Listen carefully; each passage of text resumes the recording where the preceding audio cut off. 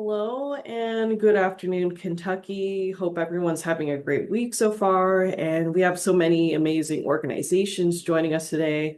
We're going to wait another minute or so for more people to join. And hopefully, you were able to use your Uber Eats and enjoy lunch while watching this. And it should still be good. If you didn't use the code yet, it should be good to use until Friday afternoon. And let me know in the Q&A box what you've been ordering for lunch. Let's see. Someone ordered a Cobb salad. Someone's getting fish and chips, Chipotle.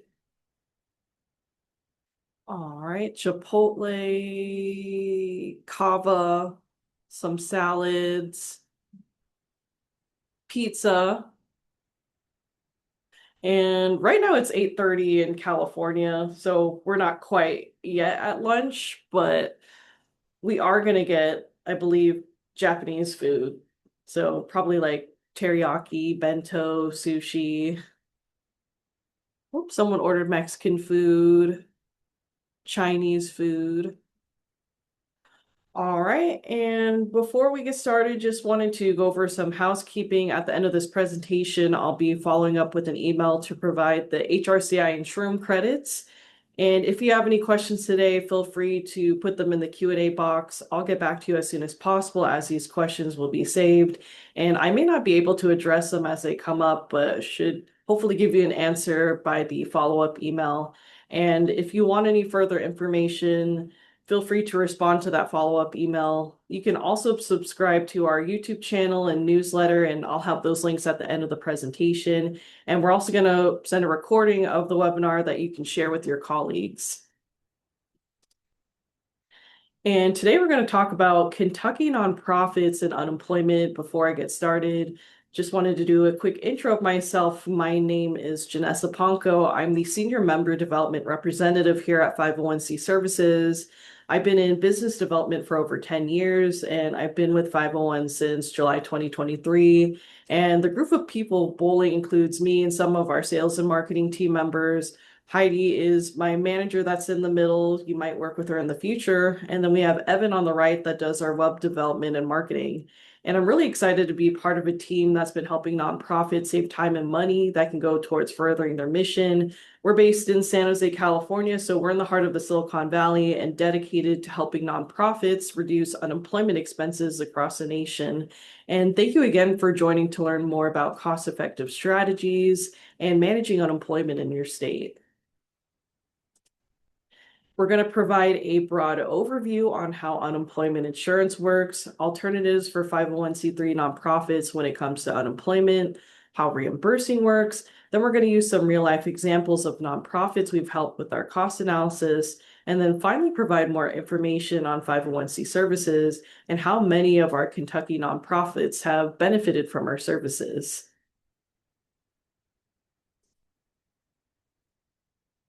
First of all, I wanted to start off with a little history to put unemployment in perspective. Unemployment started in the US in the 1930s following the Great Depression and New Deal, where the federal government wanted to create a safety net for workers who lost their jobs through no fault of their own. From 1930 to 1972, 501c3 organizations didn't pay into unemployment benefits for separated employees. Although this saved them money from paying such taxes, employees that were laid off couldn't reap the benefits of that safety net for-profit companies had provided. And now fast forward to 1972, the federal government changed the law under the Social Security Act to where nonprofits were required to pay into unemployment, but they were given different options in how they pay so that the tax wouldn't be seen as a unnecessary expense for them.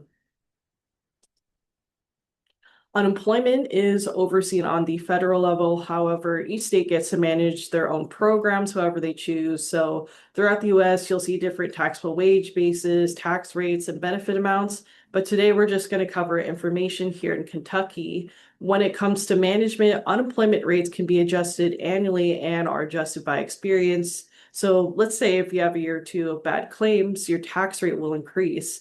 And most states, including Kentucky, run as a risk pool. So when you're paying into the state tax system, you pay to access a pool of funds to cover your claims. And we're seeing a lot of nonprofits put more money into that pool than what they're getting in return.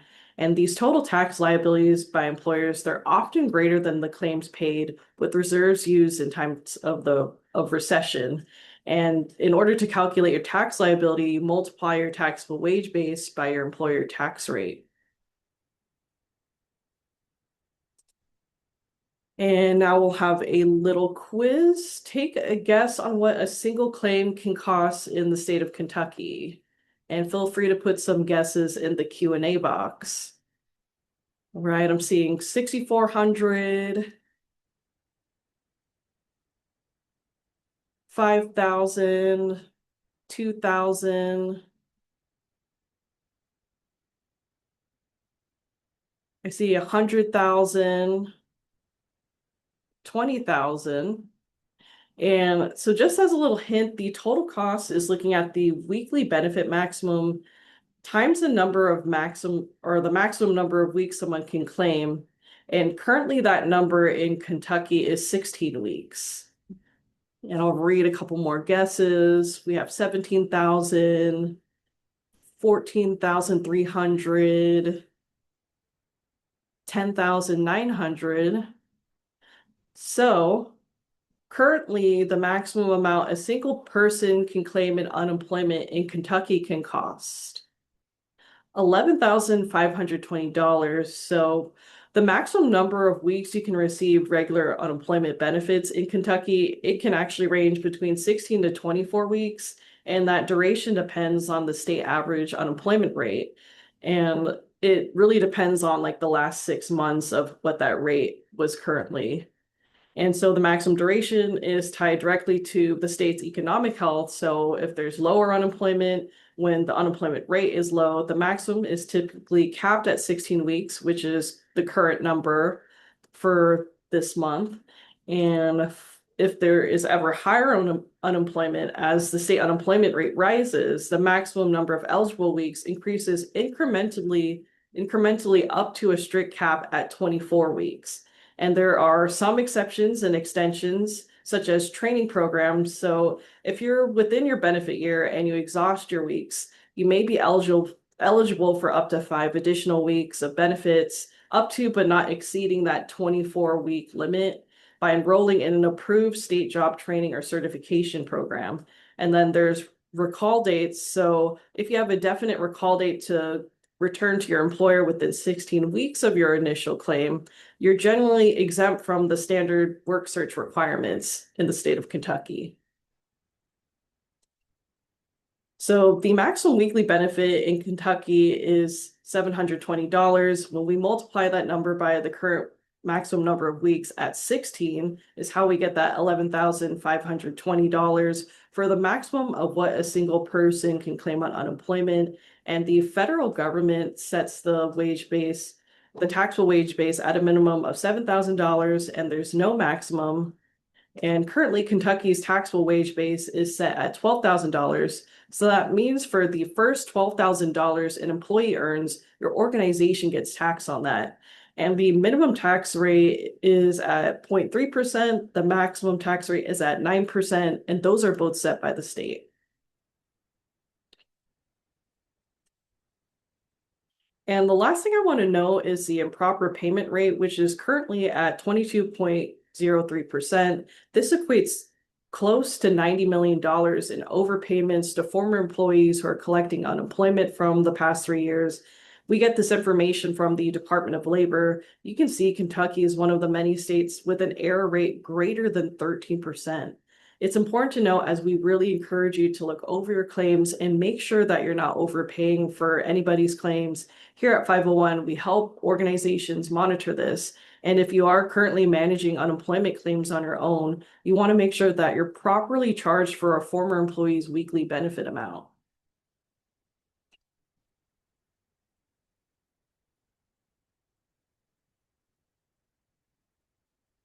And there are 3 different alternatives for unemployment. One is that you pay that state tax that we mentioned earlier with the tax rate set by the state and taxable wages.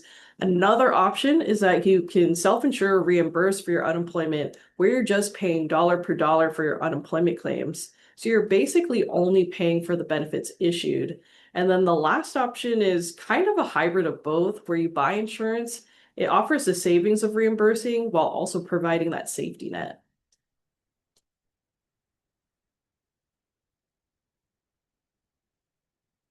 And just let you know, reimbursing is not for everyone. The qualifications that we look at for considering reimbursing is that an organization must be a 501(c)(3) nonprofit, and we recommend a gross annual payroll of $1 million or more, because typically if your payroll is under a million, especially significantly less than that amount, what you're paying into the state tax pool is probably pretty minimal, so you might not see much significant savings by opting out.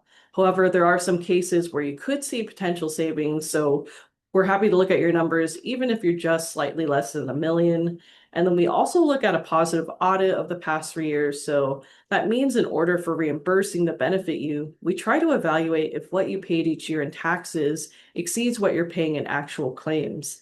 We also want to make sure that there isn't any major disruption in funding for the next 24 months. So we do recommend to stay with the state tax system if you know if you might have anything from impending layoffs, reduction in workforce, losing funds, or closing programs where tax rates may go up with experience. And then you'll probably want to wait once those claims decrease.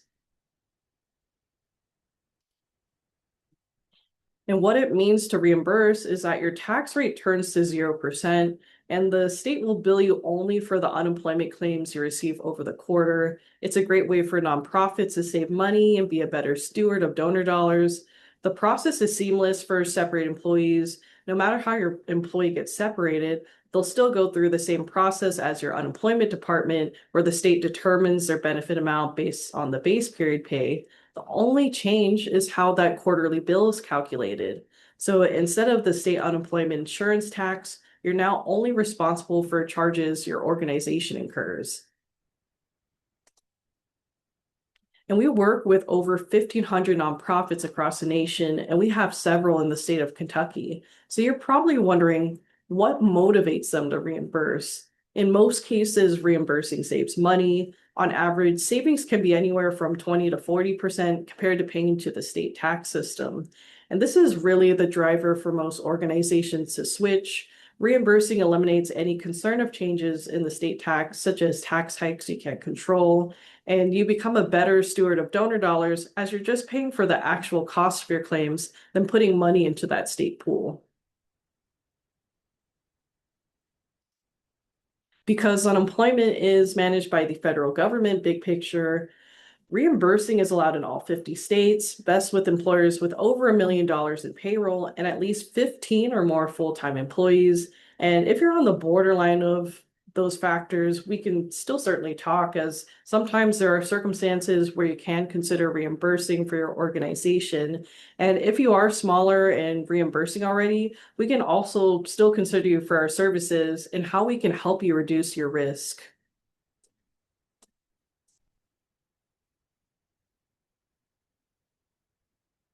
And there are different couple of strategies for reimbursing. One is to manage your own program, and this can be risky with the highs and lows of unemployment. And you really need to make sure that you have budget for these claims and that your team is diligent with managing, auditing, protesting, and paying claims to reduce these types of risks and to prevent overpaying.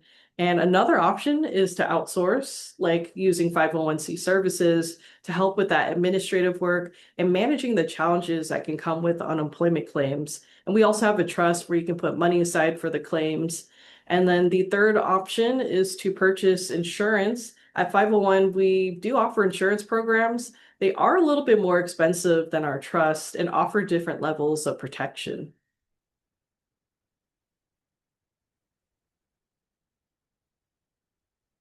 And I do want to talk about how to calculate the state, like your state unemployment insurance. And like I've mentioned before, we'll show some real cost assessments that we've done in the past. The taxable wage base is customized by each state. So in Kentucky, that taxable wage base is at $12,000. All employers in the state pay the same taxable wage base. It represents the first $12,000 of an employee's earnings There's no maximum and can increase or decrease by any amount each year. And the tax rate is set annually by the state and is based on experience. So to calculate the contribution amount, you're going to multiply your taxable wage base by the tax rate. So for Kentucky, it's that $12,000 times the tax range of 0.3 to 9%. And this amount means that if each employee makes over $12,000, a company is paying in between $0 to $1,080 per employee in unemployment. And then what we do to get started on a cost analysis is that we look at your notice of contribution rate. This document includes 3 years of taxable wages and what your organization paid in benefit charges and taxes within the last year. And to collect more accurate data, our team would ask you for at least your last 3 years of notice of contribution rates. Here in this example, this organization didn't have any benefit charges, but paid over $3,000 in taxes. And this $3,000 overpayment increased their reserve balance from around $54,000 to over $57,000. So that means the organization's overpayment within like their lifetime of, or like the history of their organization, is now above $57,000. And we did recommend reimbursing for this organization, and they eventually became one of our Kentucky members. Also, there's no need to understand everything on this document. We're happy to look over your numbers to see where you could potentially save. And then we have our next 2 examples. They include nonprofits that also had large overpayments, and they eventually became members of our trust. And here's our first example of a human services nonprofit. The taxable payroll was just shy of $1 million, tax rate 4.7%. Estimated claims only around $200 per year. And in this case, we look at that 3-year average of claims. So they were overpaying around $45,000. And think of what you can do with an additional $45,000 for your organization. And this next example, the taxable payroll was around $700,000, tax rate 3.38%. Estimated annual claims around $5,900. Estimated unemployment taxes were around $24,000. So they overpaid around $18,000.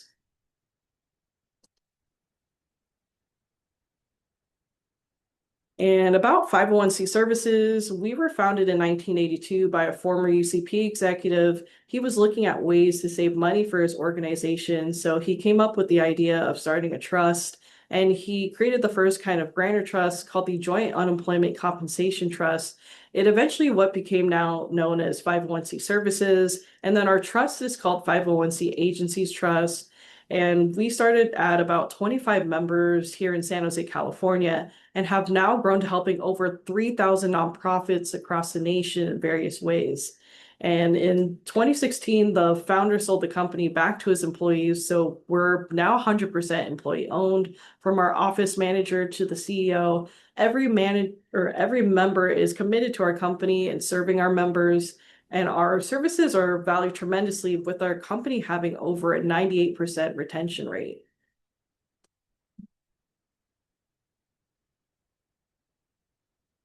And here are a couple of testimonials our members have shared, and you can also go back to these later, as I will also attach the slides in that follow-up email you'll be getting.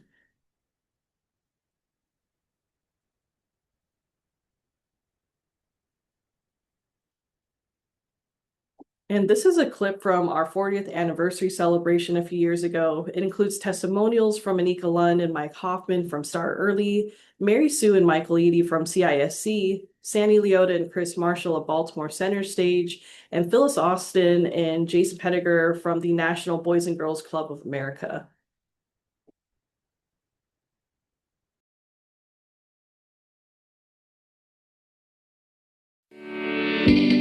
What makes me passionate about working for a non-for-profit organization is because I knew I always wanted to work for a mission-driven organization. Our mission is to work with immigrant communities so that they can achieve the American dream. 501 helps focus our service to the community by giving us more time.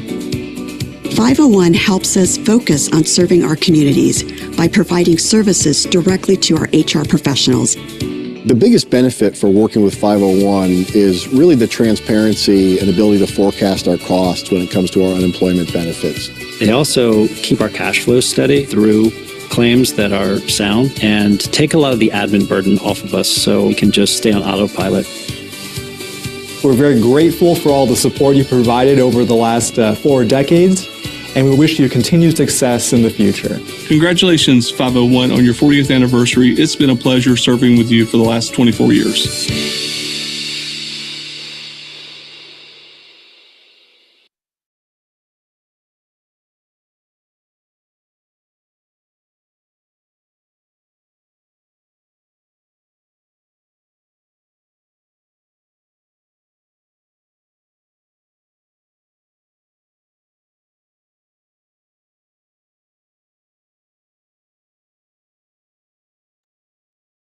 Oops, my apologies. The mic was muted. So from the last slide, this is just showing like a few nonprofits that are here in the state of Kentucky, and we have a couple of nonprofits here in the state.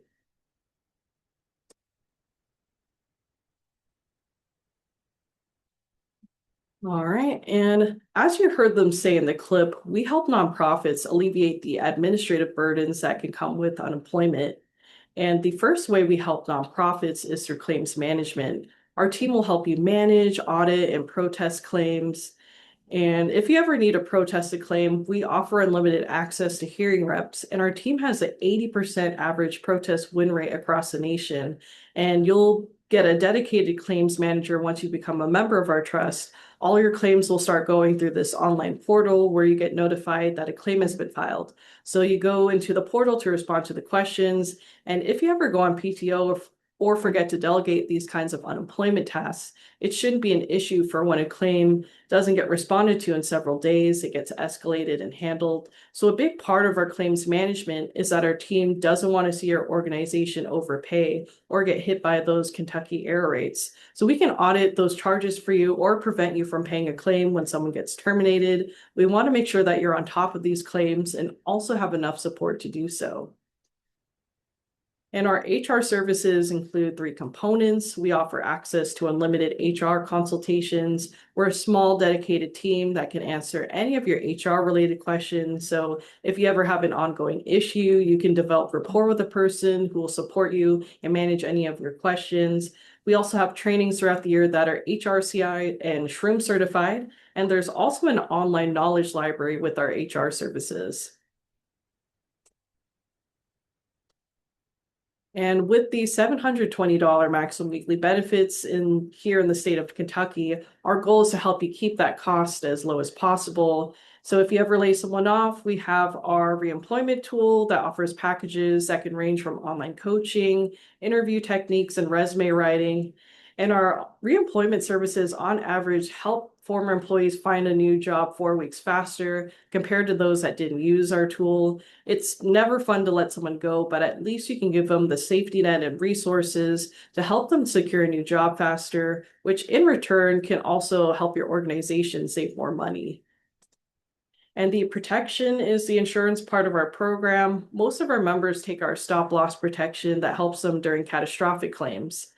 And other than the catastrophic claims, for managing the general highs and lows of unemployment, we have the trust account. This is a reserve account owned by your organization to help you save and pay for potential claims. So I hope this sparked your interest, and maybe some of you might want to manage your unemployment through us as a reimbursing employer. If you want to look into potential savings, what I would need from you is your 941s, so from your recent 4 quarters, or your estimated payroll from 2024 to 2025 as a reimburser. And if you're paying into the state tax system, we would need a copy of your 2026 notice of contribution rate. And we would also like the 2025 and 2024 documents. It would also be helpful to get more additional data points.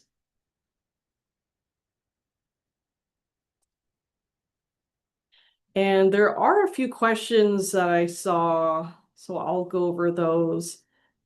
Does it cost anything for these services? Yes, we have our trust administrative fees. The pricing is based on the size of your gross annual payroll. And that's also why we collect the 941s to confirm your gap. And our service fees will be included in that cost assessment.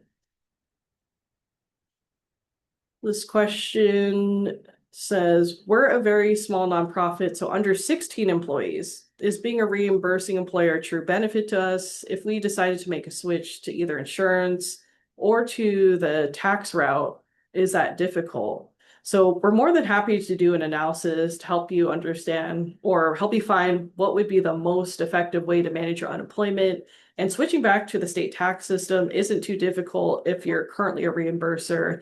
For many states, such as Kentucky, you must remain on a reimbursing status for at least two full calendar years before switching back. And this question, if we already use a trust for our reimbursement services, is that transfer easy? Yes, so we do bring members from other trusts to 501c agency trusts, and the most of the trusts require 90 days notice to withdraw, and we can help you notify your former trust that you wish to leave by sending a template for that letter, and we'll ensure that you don't double pay for your current trust and membership with us. And for this question regarding claims, we reimburse, but we're surprised to learn that even though we weren't the last employee's employer of record, we were the first to pay that employee's unemployment. Why would that be the case? So it's possible that the former employee got another job. So after they worked with you in their new job, they lost that job through no fault of their own. So they might have went through like a layoff. And if that's the case, they will qualify for unemployment. And if you're in that base period, so unemployment looks at the last 4 out of the 5 recent quarters where the employee worked. And if they happen to work with you in that period of time, you may have to pay that portion of that claim. And our services will help you manage these claims and also reduce liabilities. And I think that's all the questions that we have right now. If you are typing, I will stay on for another minute or so, and I will be sending that follow-up email, and it'll include the attachment of the slides, HRCI and Shroom credits. You'll get a recording in the next few hours of this presentation. And if you have any questions, my contact information is right here. If you're still typing the question, please feel free also to send it in that follow-up email. And here's my phone number and my email. And if you want any more information on our services or any upcoming events, we have our YouTube channel and also our newsletter. All right, thank you so much, everyone, and hope everyone's having a great lunch and rest of their week.